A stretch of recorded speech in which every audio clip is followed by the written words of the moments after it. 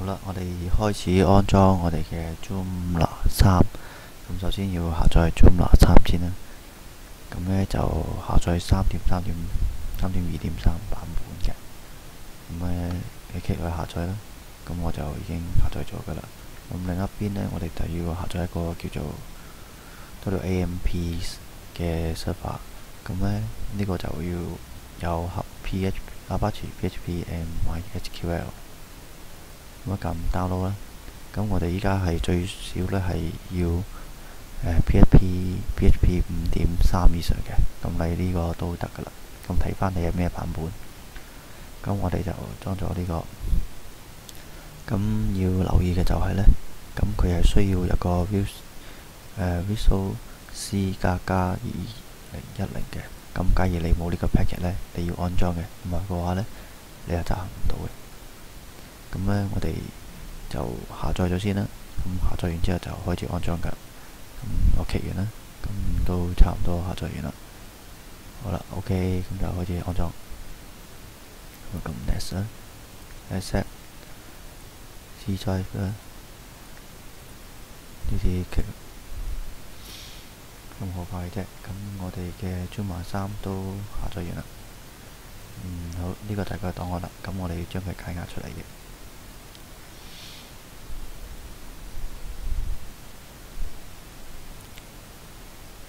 OK，咁呢度呢就要選擇一個瀏覽器嘅。咁呢，我哋就希望我哋嘅瀏覽器係比較穩定少少嘅。咁佢 default 呢就用咗我哋就用 IE 嘅。咁我哋用 Firefox 啦。咁呢個揾佢。咁 SMB localhost 啲都係 net 㗎。咁樣就 run。咁你會見到有個圖標出咗嚟㗎啦，係綠色，就證明 run 緊。好啦，我哋而家就開始要擺我哋嘅 folder 落去。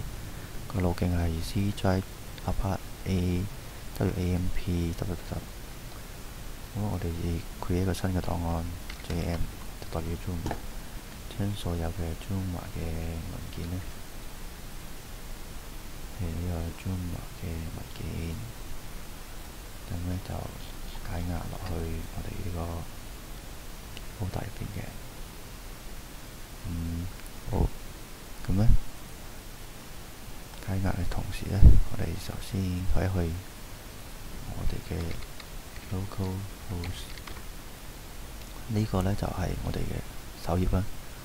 咁呢個 PHP/admin 係做數據庫嘅。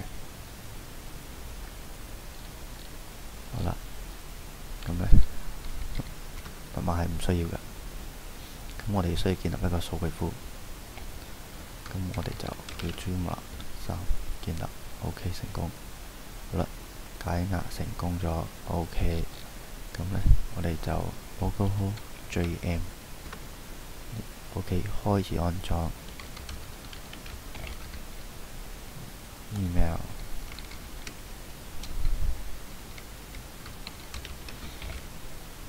管理員帳號，密碼重複。OK， 下一步，數據庫帳號 root 密碼冇，數據庫名稱 Joomla 3。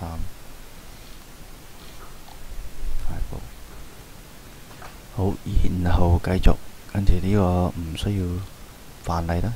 咁佢有個 tracking 嘅，有啲錯誤 display 啊，呢啲 OK 嘅。好，安裝。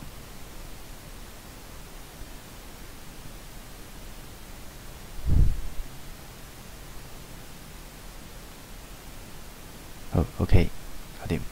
咁呢就先移除咗個安裝資料夾先啦。移除成功。咁呢個就直接去我哋嘅管理台啦。咁我哋 admin 1 2 3 4 5 6。好 OK， 完成。咁呢就呢個就已經係全新嘅 Joomla 3。咁呢首頁呢都喺呢度。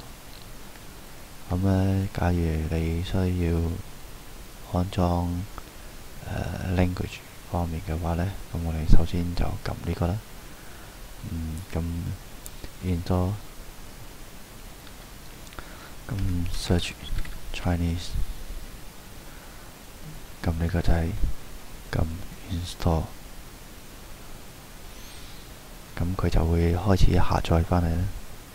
Traditional Chinese 搞掂啦，咁就撳返呢個撳 set default。OK，administrator 都要安裝，咁佢裝咗㗎喇。撳 default。OK，home panel，edit account，basic setting。咁因為佢冇log out 到嘅，所以呢，我哋可能要 refresh 一下，或者 log out 再 log in 一次。咁呢，你見到已經變咗繁體中文。OK， 咁呢個就係 Joomla 嘅安裝程序啦。好，呢節去到咁多。